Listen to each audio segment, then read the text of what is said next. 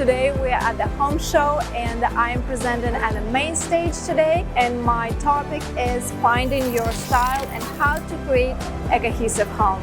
Hello everyone, thank you for being here. I'm so excited to present today. I see some familiar faces. Thank you for coming. But for people who don't know me, I would like to introduce myself. My name is Olivia Bailey. I'm an interior designer. I'm an owner and principal of Olivia Bailey Interiors. I have started my business just about 3 years ago and it's been a great success. I work mostly on residential projects. I do custom homes, I do renovations, kitchens, bathrooms, you name it. So I have my team I usually work with, and I work with my trusted builders. I'm not a self-taught interior designer. I've got my bachelor degree in interior design. Before I launched my studio, I worked with many architectural companies and I worked for interior designers. So today I'm going to talk about how to find your style. I'm going to discuss the rules of timeless design, how to select the correct materials, cohesion of the space, and then I'm going to talk about some of my favorite products I usually use for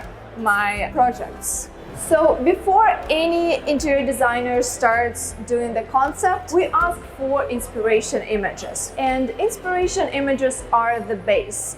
Without them, I just can't understand you as you're my client. I need to get as many inspiration pictures as possible, and you can get those from Pinterest. You can get those from your holidays, from your favorite restaurant, and even fashion shows. So those images just help us interior designers understand about you as a personality and what exactly you're looking for. So I try to also define your personality and your lifestyle, because your home reflects your personality. So after I get the inspiration images and after I know your personality and I understand your lifestyle, what exactly you're looking for, I try to define your material identity. Because some people are stone and wood, they prefer natural textures, and some people they prefer industrial. They love glass, they love high gloss and lacquer. And I have 3 mood boards here, and ask yourself which one is more appealing to you. I have wabi-sabi style, I have modern deco, and classic. And those are completely different mood boards, completely different styles. So wabi-sabi represents stone, wood, plaster. We have minimalistic approach here. Modern deco is completely different. It's bold and it's eclectic. It's not for everyone. And of course, I have classic style. Classic represents moldings, drop ceiling, luxurious chandeliers, brass, and marble. And if you don't like any of these 3, that's great for me as an interior designer, because that means I can already eliminate 3 interior styles. And I want to clarify that I never take an inspiration picture and I copy it into my project. So this is an example. This is an inspiration image that my client sent me before I started working on a custom home. And this is the final interior design. It's completely different, but when I received this inspiration image, I asked my client, what do you like about this kitchen? And you know what she answered? She said, I love the waterfall island. That's it. So then I asked her for more questions, such as, do you like the dark wood cabinetry? And she said, no, I prefer more light and open. So again, I just want to repeat myself and tell you that inspiration pictures are just the base. I need to understand you. I need to understand your lifestyle. Now let's talk about the rules of timeless design. Rule number 1, function first. The fundamental layout comes from an architect, and many times it gets overlooked. This is where I go back to your lifestyle. The layout must fit your lifestyle. For example, do you want to have a double vanity for you and your partner? How much cooking space do you need? Do you need a water closet? And also I ask my clients so many questions about the lifestyle. Do you need additional fridge in your pantry? How much storage do you need? Where do you want to keep your Christmas gifts? Those are the questions that I usually ask all my clients.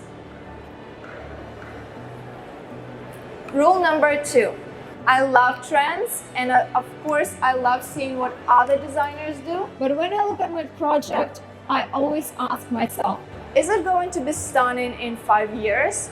And if the answer is, I don't know, I'm not sure, that means it's not the right decision. Just take a look at this image. This is not my project. This is just an image I've got from Pinterest. And you can see here it's a kitchen that was really popular maybe 8 to 10 years ago. It's a classic 2-inch shaker cabinetry, stainless steel appliances, and a Calcutta backsplash. Right now, it's not trendy. This is just a default kitchen that any contractor, any builder, or a small kitchen company can design for you. You don't need to get your interior designer involved to do something like this. And it's very simple to add character to your kitchen by adding earth tones and natural textures. And of course, when designing a kitchen, just think about quality woods that will last longer than statement colors that date quickly. Rule number 3, balance, bold, and neutral. When I start doing my projects, I always start with neutrals, whites, beige, creams, warm woods to create a timeless and flexible foundation. And after I have my flexible foundation, I introduce bold colors with intention.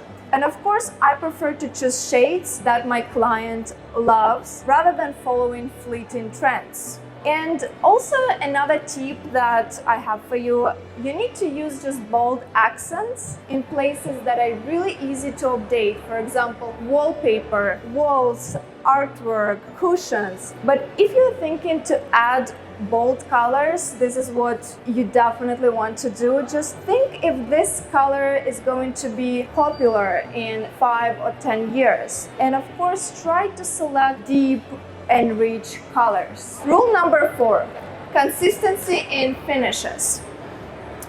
I try to avoid too many undertones because it can make the space feel so busy.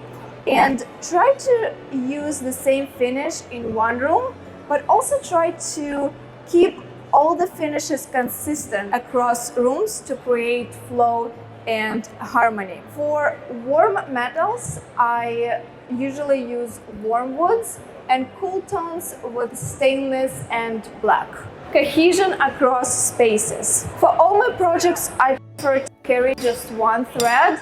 For example, stone type, metal finish, or tonal palette throughout the home for flow. You don't want to use too many different materials, too many different finishes because it will create really busy design. So this is one of my projects. This is the bar in our basement, and you can see that it's really bold and dark. I have a black faucet, then I have black pendants, but I did here just one thing. I repeated the same light oak for base cabinetry because I used it for my main kitchen, I used it for family room and primary bedroom. Just try to create cohesion across spaces by using the same material. Now let's talk about selecting materials, the designer's approach. Floors. Choose the foundation carefully. I use large format porcelain tiles, engineered hardwood floors, and natural stone as marble for pretty much all my projects. Cabinetry and millwork. Always aim for clean lines because they create timeless foundation regardless of style. And of course, try to select veneers and woods that feel natural. Avoid finishes that can quickly look dated. And it doesn't matter if your style is modern, traditional, transitional. Keeping the details simple and clean will make your millwork look fresh and elegant for years. Tile. Please do not use standard classic Calcutta 12 by 24. Those are not popular anymore. For tiles, use something that can create depth, like textured tiles, rib tiles, or handmade look, rather than using over-the-top colors. My favorite brand is Eurotile and Stone, and you can find various amount of tiles there, and it's all beautiful. Countertops. For Countertops, I usually use quartzite for my kitchens and bathrooms, and also marble, because marble, it's a natural beauty and it's also durable. Hardware and fixtures. Today we see so many different finishes. We see vintage brass, olive brass, polished brass, gold, polished gold, matte gold, rose gold. For your home, just try to select something that you love and try to avoid like basic finishes. And basic finishes, I mean like chrome, for example. It's functional, it just feels so basic and not interesting anymore. Also for my finishes, I prefer to use matte black, classic, but brass is definitely my favorite. Lights. Lighting is extremely important for well-being. You need to use enough spotlights, you want to use ambient lights for your house under the cabinetry, for example. But please don't forget about handmade chandeliers, pendants, because those are essential, and by using those you will create a true designer home. Cohesion and how to create a story through materials. So this is what we talked about 20 minutes ago. You got your inspiration images, you pretty much know what you love. So try to select a lead material like stone, wood, tile, and pretty much you're building everything around it. You want to repeat elements and keep all your finishes consistent. And of course, ensure that transitions between rooms feel natural, especially in open concept. Now let's talk about my favorite timeless and functional products. So this is my project that I did just 2 years ago. This is not a primary bathroom, it's a girl's bathroom. And for the shower, I use the porcelain slab tile. I love using porcelain, not just for walls, but sometimes for countertops as well, rather than using quartzite. Do we know the difference between quartzite and porcelain slab? Okay, so quartzite is created by nature, and porcelain slab, it's a made material. So I have samples here. I have a quartzite. This is a large sample, and I have a porcelain sample. So just please pass it around and see the difference between those materials. So the large sample that you have here, it's a quartzite, and I use it for countertops, especially for my kitchens. My favorite materials, Taj Mahal, Calcutta white, Cristalla, those are absolutely stunning. And of course, quartzite, it's a more durable material than a marble. Engineered hardwood flooring. Of course, you want to invest into your flooring because it will make a big difference. And if you're not sure what kind of flooring you want to use, just stick with engineered hardwood flooring. And here I also have some samples for you. Some people, again, it depends on your personality. Usually I go with light oak. This is what most of my clients prefer, but sometimes I prefer to go darker. So this is a beautiful dark, like walnut color. Lighting. I'm really excited to talk about lights because we see so many beautiful lights, and the new collections are coming every year. So again, don't forget about your sconces, don't forget about the chandeliers and pendants. For my lights, I prefer to go again with nature. So I use alabaster sconces and marble sconces and handmade chandeliers. Neutral wall paints. For my custom homes, I usually use Benjamin Moore White Dove. It's a neutral cream and wall color that is suitable for pretty much all the spaces, for family rooms, living rooms, dining rooms. And for my bathrooms, I prefer to have it a little bit crisp, so I use a Benjamin Moore Chantilly lace because it's more on a cooler tone. Brass fixtures are classic luxury.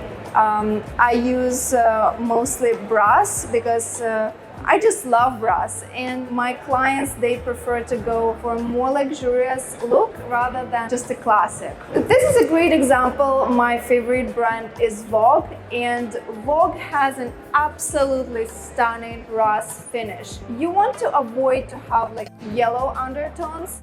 Also, I love this project because I love brand because they have a very minimalistic, elegant, and classic approach. Another favorite brand is Graph. Graph is absolutely stunning. It's more on a high end, but they have many different finishes you can select from.